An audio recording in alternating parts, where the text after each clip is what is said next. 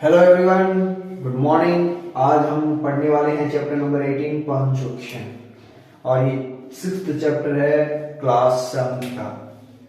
तो आप देख रहे हो पंक्चुएशन वो होता है जो कुछ मार्क्स होते हैं जो सेंटेंस को अलग अलग करके दिखाया जा सके, शब्दों को अलग करके दिखाया जा सकते हैं, फ्रेजेस को अलग करके दिखाया जा सके। तो हम कुछ शब्द यूज करते हैं, उनको ही हम पंक्चुएशन करते हैं। तो आगे देखिए, in our writing we use points, stops और मार्क्स। और इन प्रॉपर यूज, इनका सही तरीके से इन चिन्हों का जब यूज करते हैं तो उसे पंक्चुएशन करते हैं। तो पहला है हमारा फुल स्टॉप। तो फुल स्टॉप का यूज तो जैसे मान लो एक सिंपल सेंटेंस में यूज होगा और इंपरेटिव सेंटेंस में। सेंटेंस के दो भाग हैं। तो आप देखिए, Radha will sing a song, take your seat. तो इस तरह से आप देखिए, ये यहाँ पे सब्जेक्ट नहीं होता इंपरेटिव सेंटेंस में, तो यहाँ पे फुल स्टॉप लगा देंगे। दूसरा इनिशियल, अगर किसी का नाम बढ़ाओ तो उसको छोटा करके हम शुरू के जो शब्दों को, जैसे एपीजे अब्दुल कलाम, तो उसमें हम फुल स्टॉप लगा देंगे, जैसे आर.एन. टैगोर और के.एम. मुंशी। एब्रीविएशंस के लिए एमए, बीए, शॉर्ट फॉर्म अगर हम किसी के लिए लिखते हैं, एमपी, मध्य प्रदेश। तो इस तरह से हम क्या यूज कर देते हैं, एमएलए, एमए, बीए। तो इन सब सारे शब्दों के लिए हम क्या यूज कर देते हैं, इन फुल स्टॉप का यूज करते हैं। चलिए आगे और देखते हैं। देख रहे हैं कोमा। कोमा है हमारा आगे का। तो कोमा का अर्थ यही है कि आप ये देखिए, सेम पार्ट्स ऑफ स्पीच आ जाए तब आप उसमें कोमा लगाते हैं, जैसे intelligent, honest, truthful, hard working, ये सब एडजेक्टिव है। तो एक जैसे ही पार्ट आते जाए तो उसके आगे कोमा लग जाएगा।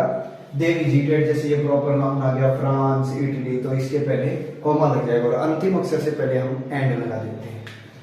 वर्ड्स विद एंड से जुड़े होते हैं कई शब्द, जैसे ये जुड़े होते हैं, इनके पहले हमेशा क्या लग जाएगा, कोमा लग जाएगा। अगर ये दो के ग्रुप हो गए। इन नरेशन के आप देखिए, डायरेक्ट स्पीच आप जब लिख रहे हो तो उससे पहले आपको क्या यूज करना है, कोमा। प्रॉपर एडवर्ब, अगर एडवर्ब शुरू के वाक्य में यूज होती है तब एक बार उसमें कोमा लग जाता है, जैसे फॉर्चुनेटली, एट लास्ट, और इसमें कोमा लग जाएगा। He reach at the top of the mountain, the thief did not enter my house. Fortunately, ये मेरा सौभाग्य है कि थीफ मेरे घर के अंदर नहीं आ पाए।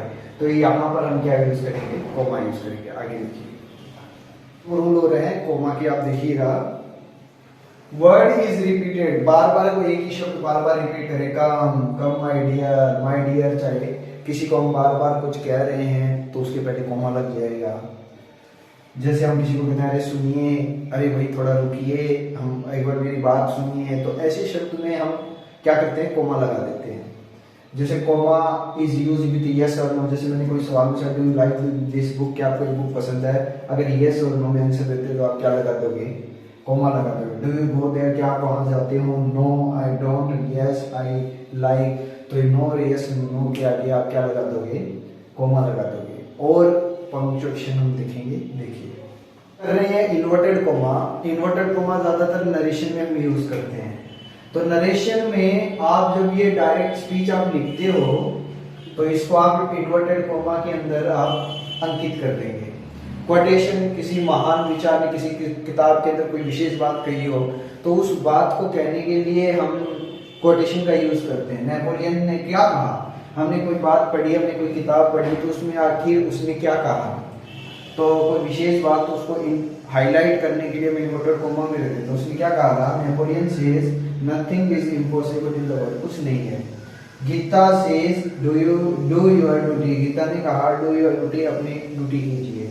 तो ऐसे शब्दों के लिए हम इन्वर्टेड कोमा में यूज करते हैं। अब अपनी किताबों के नाम, एसे और न्यूज़पेपर के नाम सुने होंगे, उसको एक सिंगल इन्वर्टेड कोमा में रखा जाता है। जैसे गीता, और कोई न्यूज़पेपर है हिंदुस्तान टाइम्स, तो उसको हम एक सिंगल इन्वर्टेड कोमा में लगाते हैं। और पंक्चुएशन देखिए, आगे हम कर रहे हैं, हमारे पास तीन है, अपोस्ट्रोफी, क्वेश्चन मार्क और एक्सक्लेमेशन मार्क। जैसे आप देख रहे हैं एक्सक्लेमेटरी सेंटेंस में एक्सक्लेमेशन मार्क के यूज होगा, जैसे how beautiful the flower is, LS she is that. तो आप ये जानते हो कि एक्सक्लेमेटरी सेंटेंस आप पढ़ चुके हो, उसमें एक्सक्लेमेशन मार्क का यूज हो जाएगा। इन क्वेश्चन मार्क जैसे कि हम क्वेश्चन पूछते हैं तो उसमें आप इंटरोगेटिव चिन्ह यूज करोगे, इंटरोगेटिव साइन यूज करोगे। अब आप देखिए अपोस्ट्रोफी, किसी पर अधिकार जताने के लिए, जैसे ये शब्द होते हैं माई, हिज, आवर, यूर, देयर। तो ये पॉजेसिव केस को रिप्रेजेंट करते हैं, लेकिन अपोस्ट्रोफी से भी पॉजेसिव यूज होता है। जैसे रवीज बुक, राम्स पेन, रवि की किताब, राम का पेन। अब्रीविएटिव, अगर हम किसी को शॉर्ट करना हो, जैसे I have, do not have, तो इसमें अपोस्ट्रोफी का यूज करते हैं। जैसे ये आई हैव है, डोंट है, कांट है। जैसे आप एनसीईआरटी बुक्स में इन सारी चीजों की काफी जरूरत होती है, और किताबों में आप देखोगे तो ये सारी चीजें आपको मिलेंगी। चलिए एक और हमारा रह रहा है कैपिटल लेटर्स, वो देखते हैं। आखिरी है हमारा। अब देखिए कैपिटल लेटर्स, बड़े अक्षर ज्यादातर प्रॉपर नाउन के पहले होगा। तो प्रॉपर नाउन आप जानते हैं, किसी देश के कोई खास नाम, कोई जगह, पर्सन, थिंग्स, एनिमल्स के खास नाम होते हैं, उनके पहले लग जाएगा। प्रॉपर नाउन का टॉपिक आप जानते हो। तो मेन तौर पे कैपिटल लेटर्स प्रॉपर नाउन के पहले यूज करते हैं। तो आप देखिए पहला अक्षर अगर सेंटेंस का है तो उसका आप क्या यूज करेंगे, एच लगा कर, यानी सॉरी कैपिटल लेटर कर देंगे पहला अक्षर। In the beginning of reported speech, जब रिपोर्टेड स्पीच जब हम शुरू करते हैं, ये क्या होती है, रिपोर्टिंग वर्ब। और ये होता है, आपको ये कहेंगे डायरेक्ट नरेशन है। तो जो रिपोर्टेड स्पीचेस का पहला अक्षर आप क्या कर देंगे, कैपिटल कर देंगे। प्रॉपर नाउन, जैसे कोई जगह है, कोई भाषा का नाम, कोई देश। अब प्रॉपर नाउन से, जैसे इंडिया का इंडियन, रशिया का रशियन, तो नाउन से जो एडजेक्टिव बनाया जाता है उसे हम क्या कहते हैं, प्रॉपर एडजेक्टिव। जैसे इंडियन और रशियन।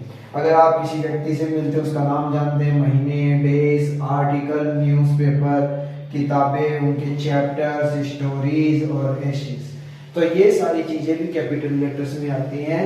जैसे Ravi, Monday, June, the Gita, the Hindustan Times. अब आपने कोई मार्केट का नाम जानते हैं, स्ट्रीट का नाम जानते हैं, प्लेन, ट्रेन, इन सब के नाम के पहले अक्षर भी आपको क्या करने होते हैं, कैपिटल करने होते हैं। Indian, Hindi, Golden Temple, mail.